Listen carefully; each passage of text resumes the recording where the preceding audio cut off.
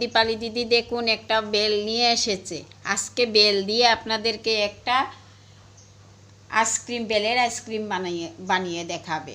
আপনারা দীপালি দিদির পাশে থাকুন, সাথে থাকুন, দেখুন কি করছে।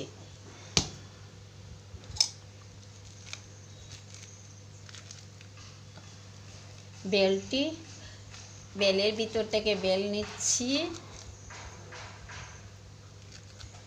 দেখুন বেলের থেকে নিয়ে নিয়েছি। এই যে থালিটি রেখেছি, অল্প জল দিয়ে দেব।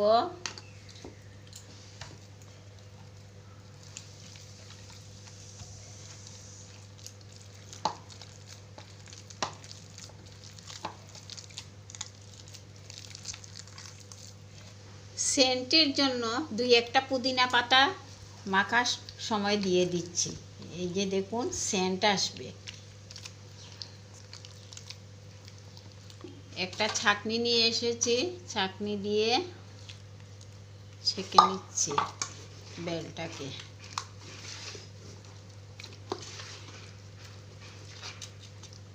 10 টাকা দামের দুধ নিয়ে এসেছি, এভরিডে দুধ।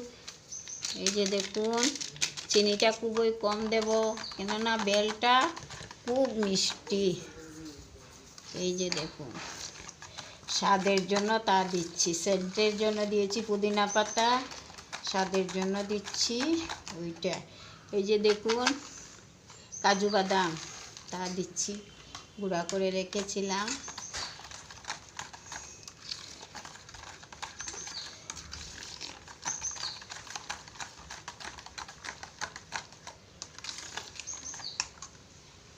ঢেলে নিচ্ছি।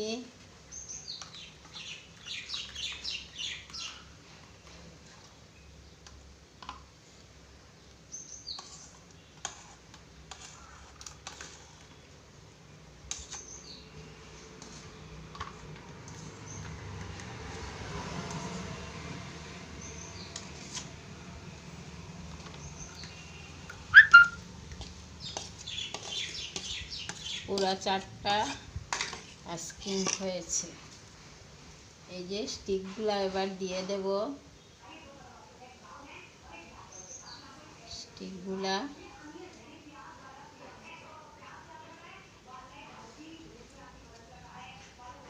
দিয়ে দিচ্ছি।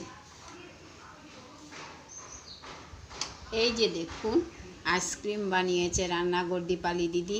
এবার এটা ফ্রিজের ভিতরে রেখে দেবে, 6 ঘন্টা পরে বের করব বন্ধুরা।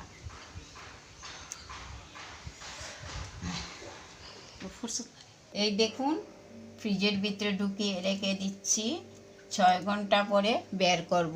আমি বলেছিলাম না যে ফ্রিজের মধ্যে রেখে 6 ঘন্টা পরে আইসক্রিম হয়ে যাবে। এই যে দেখুন বেলের আইসক্রিম বানিয়েছি।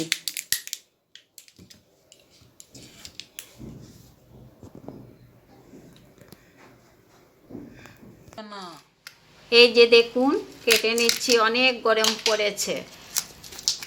এই যে দেখুন, এই যে দেখুন কি সুন্দর হয়েছে আইসক্রিমটা। খেয়ে নাও তো, এবার খাও, খেয়ে নাও। হ্যাঁ খেয়ে দেখো, বেলের আইসক্রিম বানিয়েছে দিদি। সুন্দর করে ধরো। হ্যাঁ টেস্টি হয়েছে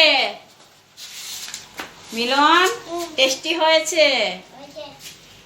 আপনাদেরকে বলছি আপনারাও যদি এই গরমের দিনে বেলের আইসক্রিম বানিয়ে বাচ্চাদেরকে দেন, খুবই ভালো হবে। এমনি তো বেল খেতে চায় না পোলাপান ছেলেপুলেগুলি, তাই বেলের আইসক্রিম পেলে খেতে পারবে। এই যে দেখুন একটা দিয়ে দিয়েছি, আর 2টা রয়েছে, দিয়ে দেব অন্যদেরকে। আপনারা আমার পাশে থাকুন।